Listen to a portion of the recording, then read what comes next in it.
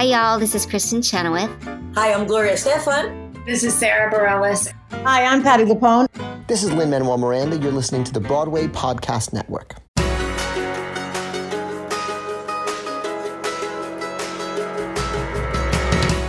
Welcome to an all-new episode of the Theater Podcast, intimate, personal conversations with the industry's biggest names. I'm your host, Alan Seals. Our guest today for this episode is Zoe Jensen, who is currently Kay Howard in the Broadway production of Six. You've seen her, of course, as Eliza on the national tour of Hamilton. She was on Broadway in Dear Evan Hansen.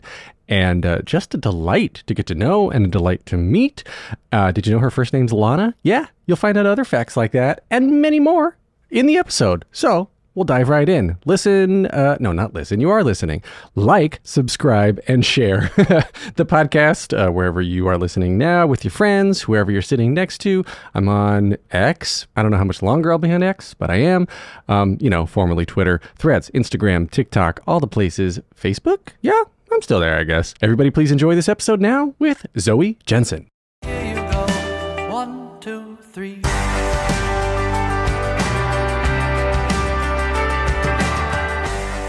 Today's guest was most recently seen as Eliza Hamilton in the first national tour of Hamilton. You guessed it, and on the Broadway production of Dear Evan Hansen, an Illinois native. She has now joined the ranks, rewriting Herstory 8 times a week on Broadway as Kay Howard. Zoe Jensen is here, and the fun's begun. Welcome to the Theater Podcast. Yes, thank you for having me. So Illinois, Rockford to be specific. Did I get that right? That's right. All right. So, little Zoe, were you singing? Were you dancing? Were you taking apart computers like I was? Like what led you? Start us off and paint the picture. Yeah. So I've always been singing since I was like a very, very little girl. There are literally videos of me from like 2 years old singing. I've always loved music. And growing up, I took violin lessons and I was in, all the school choirs and all that stuff. So music has definitely always been a big thing for me. When I was in middle school, I took my first drama class. And it was the end of the school year, and my drama teacher, Carolyn Cadigan, took me aside one day and was like, hey, I can tell that you're like kind of into this. Like there's going to be this summer production hosted by the Boys and Girls Club, if you've heard of that. The Boys and Girls Club is hosting a production of The Wizard of Oz over the summer, and they're doing open auditions. It's for kids of all ages from all schools. I think that it would be really fun if you auditioned. I just kind of did it to have something to do over the summer and to maybe make some friends. I was a pretty shy kid, but I ended up really, really falling in love with performing. And then from then on, I was always a part of like the school plays, or if there was a show over the summer, I would always try to do that. I tried a lot of sports in school. I can't say I was good at them, but I tried them, okay? And I tried all the clubs and I tried everything, and I really felt at home with theater. So when the time came for me to graduate high school, I was like, I think that I'm just gonna like try and major in musical theater. And if I don't like it, I can always change my mind. But I thought that I would give it a shot. And that's kind of how I got started with all this. Wow. Well, that's not started. That's starting and finishing, because that's basically where we are now. That's awesome. Like you said, you were a shy kid. So I'm always curious what it is about performing, especially singing, that attracts people who are, I guess, more introverted or more shy to this sort of thing where literally you're on stage in front of hundreds or thousands of people in extremely vulnerable states of mind. I know, it's so funny because I've met so many fellow actors who also say that they're very introverted and very shy. I don't know what it is, but as a shy person, what I'll say is when I'm performing or singing or anything, that really feels like a very authentic moment that I can express myself. Yeah, or maybe we're just really in tune with our feelings or something. I don't know, but I know a lot of shy people. Are you an only child? I am an only child, yes. So music was very much like something that I did to entertain myself because I was by myself a lot. Oh, wow. And then, like, were your parents, were they encouraging that? I always had a mother who was like, we enjoy that you're singing, but make sure you always have something that's really going to earn money.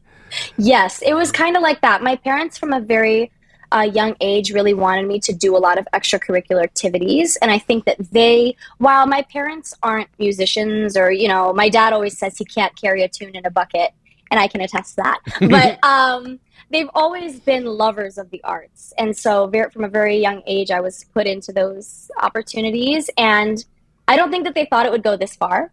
I think that when it came down for me to decide to go to college for something, I was also considering going to school for journalism. I think that they were really, really wanting me to do that. But I really appreciate that they trusted me with this, because it's going okay. So if you had gone into journalism, what type of journalism do you think you would have done? Well, when I was in college, I actually ended up minoring in journalism, and my concentration was new media. I don't remember what it was called anymore, but it was something along those lines. So my absolute goal when I was growing up was I wanted to write a blog, or, articles for online or things like that. Yeah, I don't know, something like that. Well, how about you and I make the Zoe Jensen Herstory Power Hour, and it's in podcast form. So, Yes. or power half hour, power at 10 minutes, power minutes. So 10-minute episodes where you're just doing little facts of female trivia, female powered, female focused in trivia. I'll support that. I will produce the crap out of that. So you let me know.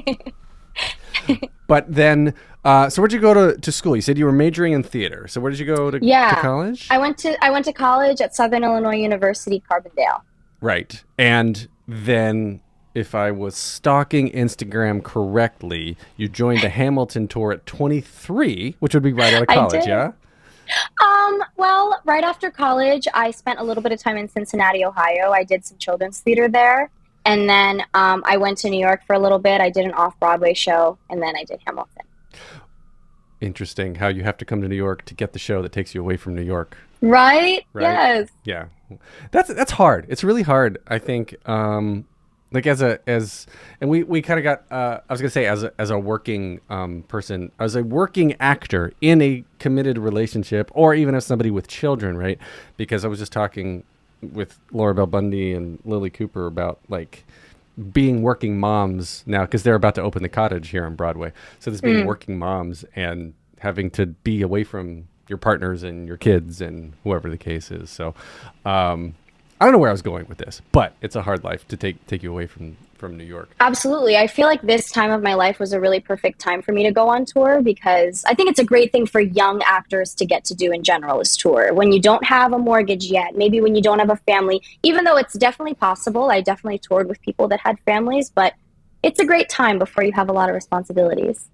Dude, adulting sucks. I just want to put that out there. Does it? Yeah. Adulting sucks. It does. Then the mortgage, and then the homeowner's insurance, and even renter's insurance. And taxes, blah, blah, blah. All this stuff. And SAG strikes and all sorts of things you have to worry about. So Hamilton, you were with that show, 650 shows, 29 cities over 3 years. Yes, that's right. There you go. So, did you come into the tour as Eliza? I did, yes, as Eliza in Philadelphia, and I was with it when the shutdown happened. So during the pandemic, I was just waiting, getting ready, and then came back with it. Well, what happened during the shutdown? Did you know? I mean, was there any sort of indication from the production team, or did the cast? Were you guys doing Zoom calls or anything? Yes. We're going to see you in 2 weeks, right? It's just a temporary thing. I know, we kept having these company-wide Zoom meetings where we were like, okay, we're hoping for in a few months. And then sure enough, we'd have another Zoom call. Okay, well, we're waiting. But what I will say is that Hamilton as a whole really made us feel very secure that you are going to have your job when we come back. We're on a pause, but we will come back. Do you, I guess doing a show like Hamilton that is now, anything that tours like this, you're talking about Cats or a Phantom or anything like this, is I guess, where are you learning it, and what are the standards for the tours compared to the Broadway productions? Because sometimes you're touring while Broadway's still happening if the show is fortunate enough to be that successful, and sometimes the tour doesn't start until after the show closes.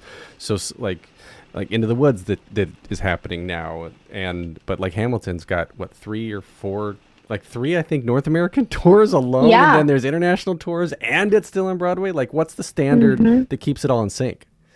Well, I think that it starts out with like, let's just say the dance team, for example. There's like the dance supervisor, and then there are these, I don't really know what position you would call them, but basically they travel company to company and make sure that we're keeping it pretty universal. But you know what? At the end of the day, every company is going to have their little isms. That's just the way it goes, no matter what. But yeah, typically when you're on tour, like every few weeks, you'll have a dance supervisor, or Alex Lackamore or Tommy Kail will come in and make sure that we're keeping to like a certain standard that they have for the show.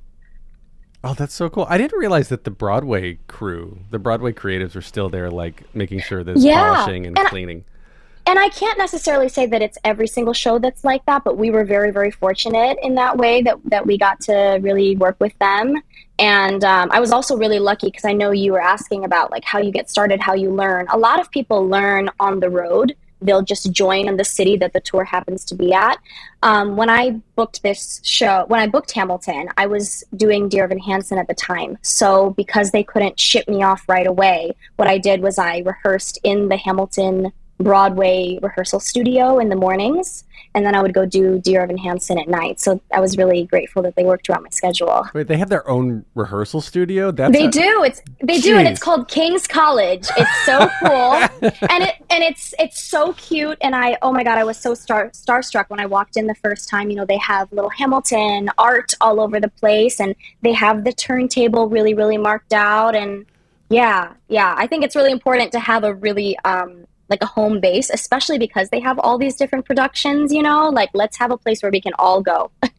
Well, that's interesting. And it was kind of leading me to my next question about the universal swing, because you brought up that like there's universal positions, which I don't think was formally recognized as a thing until basically the last year and a half or so, when Broadway, the industry had to start coming back, and you would have enough people, including your swings or alternates or standbys, that all were sick for one reason or another, and then you had to bring in your standbys or alternates from another production to perform that night, and then fly out and go do it again somewhere else the next day. Yeah, exactly. Yet again, another reason why it's so important for us to at least have a similar structure.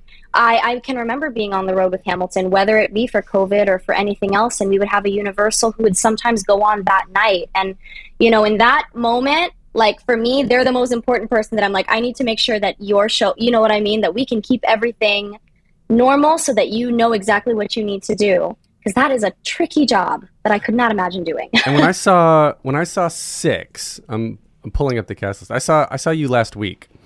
Oh, no way. Yeah. Took the kids. They love it. The kids love the cast album, by the way. Yay! And they're I just funny. They love the interlude House of Holbein. No way. Yeah, that's their favorite. I'm like, so can we funny. listen to the dancey song, please? I'm like, yep, you got it. You got it, boys. You got it. That is funny. But yeah, I saw. I forget. I'm apologizing. I forget the name, but Queen number 3 was the swing. Oh, right. Yes, and if you saw it during the week, you would have seen Aubrey Madelon. Yes. And if you would have seen it on the weekend, you would have seen Christina Leopold. Yeah, we have some incredible alternates. Yes. Yeah, just absolutely phenomenal. And I again want to give shout out after kudos after high fives to standbys, alternates, and understudies and everybody, because literally you can't have a show these days without all of that. And a show like Six, Agreed, where everyone's on stage the entire show, you got to be on your shit. That's right.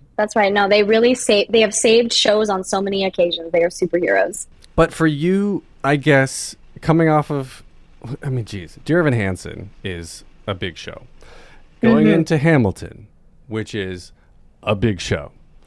And now you're in Six, which is another big show. Yes. Like, your career trajectory, and you're still, in your, I would suggest mid-20s-ish.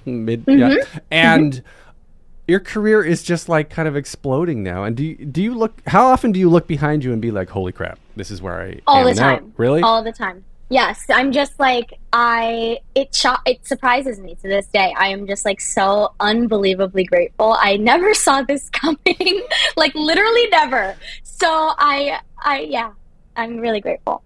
Well, how I guess what's the gravitas? Do you feel the is it stressful, or is it just kind of normal now to step into the role of Kay Howard on this show that is so well loved and looked at and admired, especially by young women and young performers of all types who want to come up and start performing pop style on musical theater these days?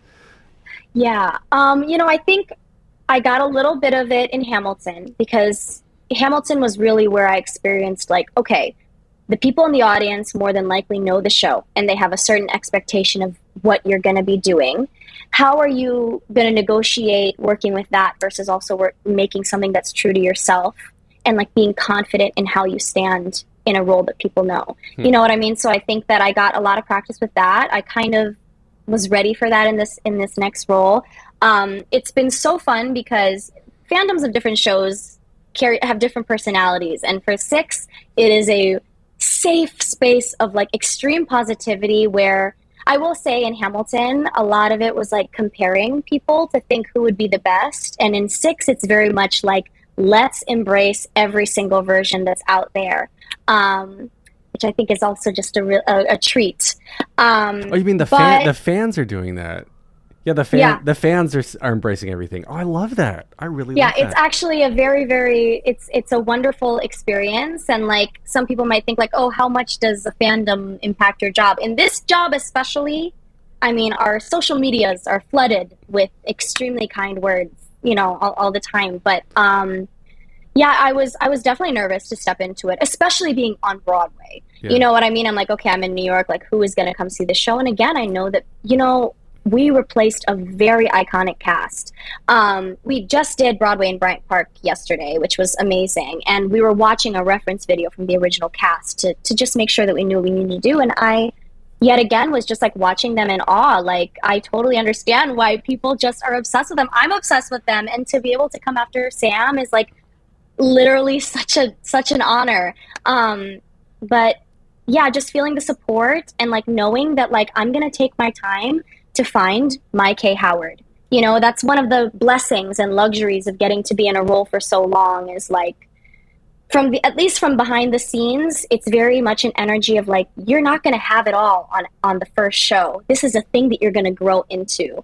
And I've really been enjoying that process of growing into it. And I mentioned that I was shy. And if anyone's seen the show, Kay Howard is not shy. Nope, I was literally going to ask that. Yes, and that has been a big thing for me personally that I have had to work on for myself and be like, okay, you gotta go out there and fake it till you make it with that stuff, But yeah, it's been a great experience so far. We're going to take a short break. Stay tuned for more of the episode.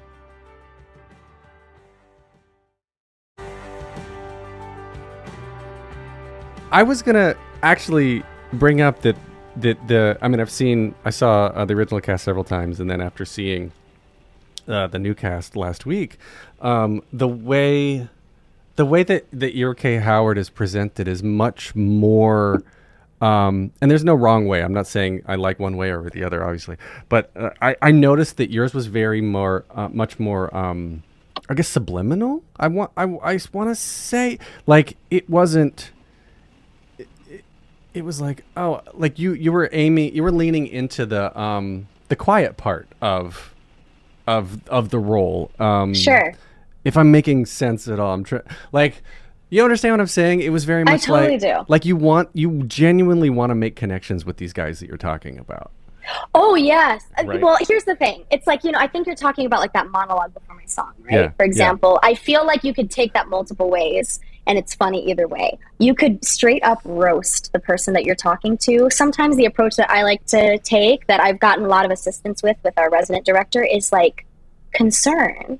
Like, oh my gosh. And like letting the words come out of the comedy, you know what I mean? And that contrast, that's something I definitely like to lean into. And again, I am a different human than the person who I replaced. I'm a different height. I am a different vibe. You know what I mean? And I knew that like I am going to infuse myself into this. There's no point in me trying to act like someone else because it's not going to look authentic. Mm-hmm. And if there's anything that this show needs in this pop diva absurd world, it's a little bit of authenticity with like you know? Mm-hmm. And all of the cast, have you guys, were you all part of the stages of going through the auditions and everything? Because I'd love for this particular show, and I hope it's the same and for you get to experience it, that you're auditioning with people who are most likely up for the same roles as you, but you're there to support each other. Yes. So I didn't audition with everyone that's in my show now, but I was in the audition with Christina and Aubrey, the two alternates that I was just speaking about earlier. And, but also, even though we didn't like audition together, we definitely like went through this process together. You know, for those at home who don't know, it was a complete cast change when we all joined, which I thought was a really wonderful idea because this show really needs cohesion. But yeah, it's honestly a very special experience that I haven't really experienced before. We really have like stuck together, and our bond is like the best part of this show, in my opinion. The upstage, when you're not, on mic or whatnot, like, are you still talking to each other? Are you like genuinely supporting each other and whatnot? Because it is such a sisterhood. It is a sisterhood, and it is real. And we always support each other through our different phases and through our different chapters because, actors are people and we go through our own stuff. Right now, the thing that I feel like as a collective we're going through is it's summer. It is so hot. And, these old theaters somehow don't really, it gets so hot on stage. And so like we're supporting each other through that and like telling each other if like we're always worried about our makeup, right? Because we have to wear this heavy makeup in this summer heat and we don't have time off stage to look at a mirror. So it's like, I know that I have my girls have my back emotionally, but they also have my back if my eyeliner is running. You know what I mean? We are a very supportive bunch. Have you had, I guess, how long have you been in the role so far? Like I don't remember when the cast change happened. We started December 5th. So we're probably like 7.5 months in. Right. And looking back on that, like have you guys grown together as personal friends and as castmates as well as like finding different moments as your characters, because you're all so playful with each other on stage as well. Like it seems like you do a good job of making it seem organic. I wonder how much of it actually is every night. I have to tell you, it is so real. Sometimes we're even playing too much on stage. I like it's so true. Like I think about a 2-show day. Like it's like we could take a break and we could all leave the theater and like go on a walk. But instead, we all stay in the theater together and like eat together and hang out. And it's like somehow we don't really get tired of each other. But no, I think that the connection that people see on stage is like very, very real. Sometimes too real. When I was maybe 4, my parents started me out with piano lessons. I was okay at that. I think that was really one of my first experiences of like understanding music. But then when I was like 7, my school had like connections with string programs and things like that. So they were like, why don't we try and get her into like a violin lesson? And yeah, it kind of stuck for a while, and I kept with it till I graduated high school. Well, so the violin, do you still play violin? I don't really play anymore. First off, my nails are far too long to be able to do that now, and I haven't picked it up in a while, but occasionally for an audition here and there, like maybe it'll call for like a little fiddle or something like that, I can whip out a little Bach if I need to. I think you would be a very good girl in Once. Thank you. That's honestly a show I'd love to do. Exactly. Stuff like that I feel like I could kind of do, but you won't see me doing a whole concerto nowadays. Yeah. No, I love all of that. The ability to play and sing and perform. The ability to play and sing and perform all at the same time is something that I've never had, and I'm so envious of people who can do that, and well, I guess do that and make it good. That's the interesting part, right? So between, I guess I'll throw out some fun questions. That in the meantime, between shows on a Saturday or something, 2 show a day, do you have a go-to snack? What's your favorite dinner? Lately I've been so obsessed. Have you had Kung Fu steamed bun ramen or something? It's like on 40 something. Apparently it was rated like some of the best soup dumplings in New York. Lately, we've been loving ordering soup dumplings between shows. Sometimes we'll order a salad from Chopped, or we love like Fresh from Hell, I think is on 47th Street. I know. We love a juice or like an acai bowl at the theater. And we also always keep snacks. In my dressing room specifically, I'm Filipino and I love bringing Asian snacks to work just to like share with my coworkers. And so there's always a sweet treat in my room somewhere. Oh, I thought I knew there was Asian heritage in your family. Yes. So where did the I guess what do you have the story of your family coming to Illinois? Oh, so the whole story is my mom was born in the Philippines and my dad was born in the United States, but she eventually moved here for a better life, and that's how they met. And they lived in California, and that's where they had me. And then for a few years, we went and we lived in China for my dad's job, and that's where I took piano lessons for a short time. Then we came back to Rockford, Illinois, and that's where I spent the majority of my childhood growing up. Why Rockford? Did your dad have family there? My dad works in like aerospace. Well, he's retired now, but back in the day, he worked with a company that was in California. They had a plant in China, so he helped set that up there. And then they had a location in Illinois, and he relocated there. So not theater, not journalism. No. You would do aerospace? You know, what's funny is my dad used to take me flying when I was young. I've always kind of he really wanted me to learn how to fly a plane, and he would be up there, and sometimes I would take I guess you don't call it the wheel. I don't know what you yoke, call it. Right? Isn't it the yoke? Yeah, I have no idea. But we love aerobatics in our family.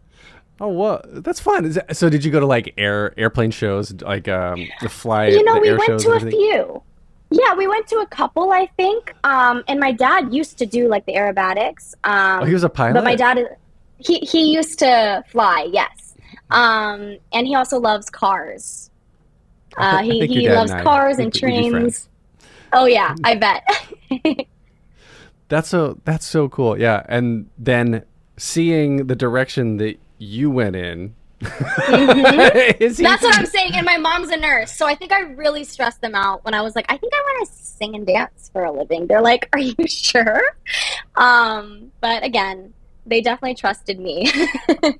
That's cool. As a parent, I get that when you see something that the kids really love, like it's hard to get them to do anything they don't want to do. So when you find something that they do want to do, you're like, oh, fine, go ahead. We're going to take a short break. Stay tuned for more of the episode.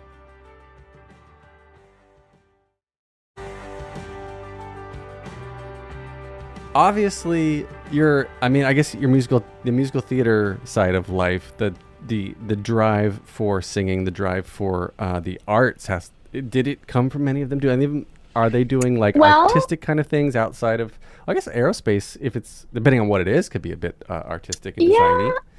You know, my dad's mom, who I never met, passed before he even met my mom, was a poet in Norway.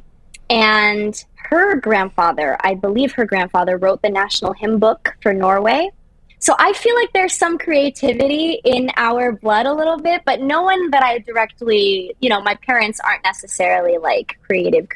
But you know what I will say about my parents, especially my dad, is that I think that like I really watched him when I was growing up. He has old cars, and I watched him like on weekends like work on something. You know what I mean? And build something. And you're absolutely right earlier. That's creativity, And I think that while I love musical theater, definitely my favorite thing to do in life is just learn stuff. I love to do, you know what I mean? I love to tinker. I love to craft. And I think that I definitely got that from him, and like seeing his focus on really working on something. That's cool. Yeah. That's cool. I mean, it's a work ethic. Like having the work ethic to design something, see it through, and finish it. Because I forget what it's called. Isn't it some sort of like psychological thing where you're just unable to finish things? Yeah. I forget what it's called. I know what you mean. I can't think of what it's called, but I know what you mean. Interesting. Well, I don't know, but obviously you're just like, I'm singing, I'm going to college, I'm going to do it, and fuck journalism, and now I'm on Broadway. That's right. So, do you have any like perfect roles, any dream roles other than in Once? Like after doing 6 for a year or so? Yeah. If I had my absolute goal of like what I would love, I would love to originate a role. Yeah. That would be the absolute. I look at my friend Lorna Courtney, who's Juliet and Anne Juliet, and I would love to do something like that. Bring something new, and but for roles that are already created, Glinda in Wicked would be like an absolute yes for me. I would love to do that. Things like Once, where I get to show a little bit of a different side. Yeah. Or just, I love a pop rock musical. Those are my favorite kind of musicals to sing. A pop rock moment. Yeah, you'd be very good in Wicked. You'd be very good in Anne Juliet too. I think. I mean, I'm calling it. Anne Juliet's going to be around for a while. That's not going anywhere. So I think you're going to have your chance. You'd be a good Anne Hathaway too. Oh yes, that's the name of the role. I was like, Anne Hathaway, but yes, that is the name of Betsy Wolf's character. Yeah. Or like, I would love if like for some reason Heathers came to Broadway. Like I would want to do like a Veronica, something like that. You know, so I think that would be a lot of fun. But you know, we'll see. What do you do? I always say, like, if you're not outside your comfort zone, you're not learning, you're not pushing yourself. Do you have something that you're doing? Oh, that's something else that I wanted to bring up was the intention cards that you're looking at before your shows. Yes. Right. So going back, like, maybe that's tying into pushing yourself into trying new things and learning. But I do want to know, if it's not the intention cards, what you do to push yourself and learn. But let's talk about the intention cards first, because I saw your post about that and I thought it was really cool.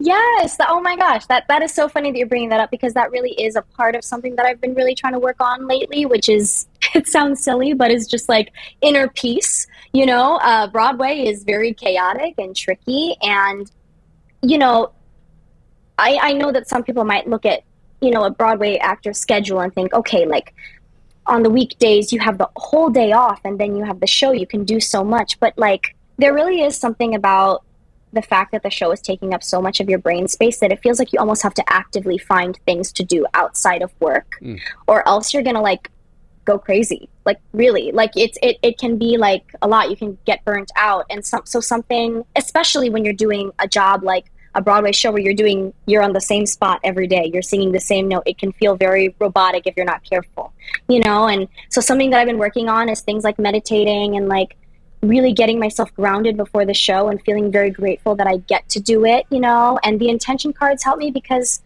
I love to kind of have an extra thing to like focus on and a reminder while I'm going through my day.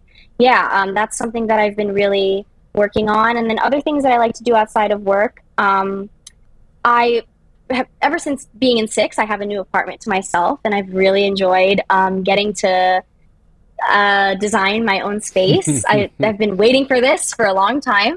I have a cat, and she takes up a lot of my time because she is my child. Poppy? And Poppy! Poppy, yeah. Yes, Poppy. She's been a really, really great companion. And then, you know, one of my favorite things to do, especially being in New York where you can just like walk everywhere, is I just really like to make sure to get outside and just explore different areas. And like, my ideal day would be like to just explore and like stop in a little bakery and get a little treat and like walk around, you know, and like go to a little small store and like see. Those are my favorite things to do to kind of like fill up my cup. That's no pun intended. That sounds like an Anne Hathaway movie. I know. No, you're right. It's like I'm gonna go check out this bakery and that my friend owns, and then I'm gonna go get my nails done, and then I'm gonna Yes. meditate at the park, whatever the case is. What the intention cards are they just like think about the color yellow or something like, or what are they, and how do you incorporate them into the shows? So they're actually not mine. They're my dressing room mate Taylor's. But they are a little bit more, and the theme of the cards is a little bit more like religious. We don't really use it in that way, but he uses words like divine and God and things like that. But a lot of the words are like focus, intention, independence, trust, things like that that I really need reminders on a lot of the time. Yeah. And I'm not necessarily that I put them in my show, like in my character, but those are just things that I can help remind myself to like keep me grounded. Because the other thing is like, yes, we do it every day, but it's still, I get very nervous all the time. Do you really? So. You still get stage fright? Yeah. Not necessarily stage fright, but it's just this like, I know that I'm about to do something really important that I really care about, that I know that people care about. And like, I think it's a mix of adrenaline, but there's a little bit of nerves there. And honestly, if you asked any of my castmates, they would probably say the same thing because we definitely talk about it. I think the other thing too is it's the fact that it's a show that you don't leave the stage. You're right. Like I remember being in Hamilton and being like, okay, Schuyler sisters, I'm nervous, but you know what? I'm going to have a second to go off stage, take a breath, drink some water. There is something about the fact that you just have to keep going. It feels very much like you're about to go on a really scary ride and like the thing comes down and you're like, okay, well, I'll see you on the other side. But you know, I always consider my nerves to be a sign of like excitement and that I care. And sometimes those grounding words can really help remind myself, that I can be calm. I can be calm through that. That's so cool. I love that. Like, I love that you still do get nervous because it just goes to show, right, that even at like the level where you are, it's stressful. It's hard. It is. And I think it's easily judged not in a good way. And just to be able to have a positive mindset and look through that, look past that, it's such a strong thing to be able to develop at I think such an early stage in your career, because you're going to be able to hold on to that and just like develop thicker skin and just focus on what you really love and what you really want out of the career, out of your role, out of your life. And I think it's brilliant. I agree. I think it's so important for actors to be transparent about these anxieties. I can remember Patty Murin when she was in Frozen. I think she had an article that came out about anxiety, and I don't necessarily deal with it on that scale, but I can definitely understand how it would affect your work. That was, I interviewed her for this podcast years ago. And we talked about exactly that because she had just written about it. And yeah, she was like, she's be in the middle of solos and have straight up panic attacks on stage that nobody would ever see because she had to keep it together and continue performing. But inside she was just destroying herself. Yeah, it can be tricky. But I'll tell you what, in this show specifically, that is, I think, another reason why you see our connection is so strong, because we really feel, and this is so genuine, that we can look at each other and like get through this together if things get scary, you know? Yeah, I think that's definitely the way that we get through. That's fun. One thing I wanted to ask about that's completely stupid, but when you leave the show between shows or something and you still have the giant pink eyeliner on, do you get recognized? You know, I either get recognized, or there was one time I went out and my makeup looked crazy and I had my headphones on but no music, and I heard 3 different people tell me just walking on the street, like, I like your makeup. And I was like, what? But sometimes people definitely recognize me. But I think they think I'm crazy, because sometimes it's like my outfit does not match the pink. Like, it does not make any sense. But I know that some people are out there thinking that girl really put a lot of effort into her makeup today. Good for her. Good for her.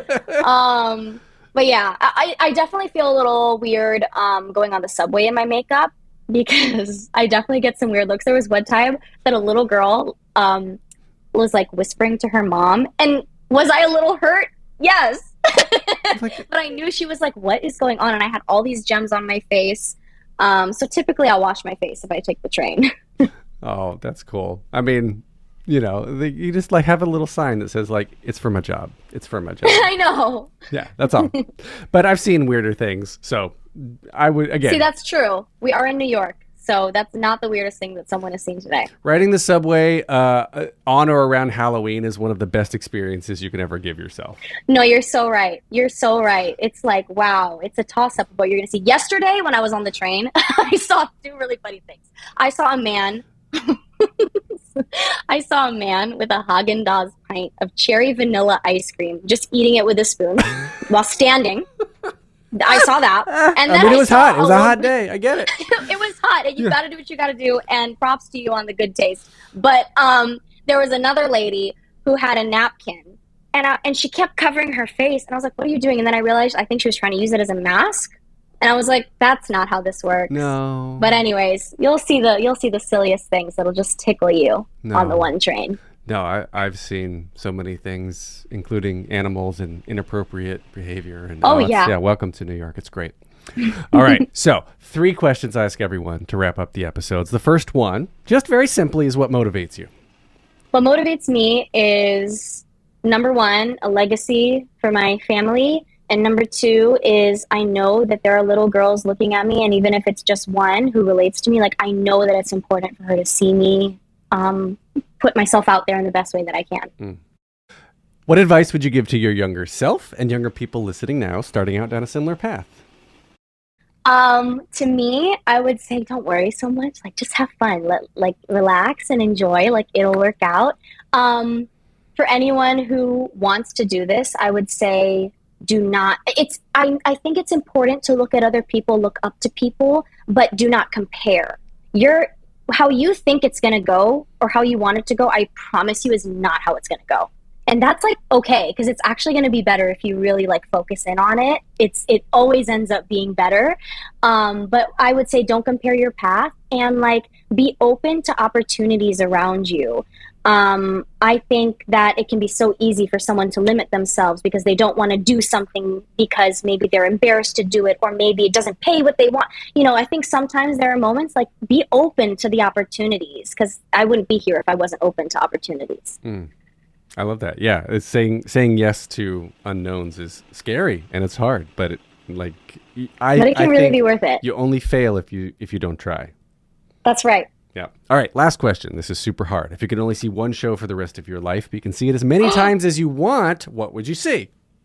Oh my gosh.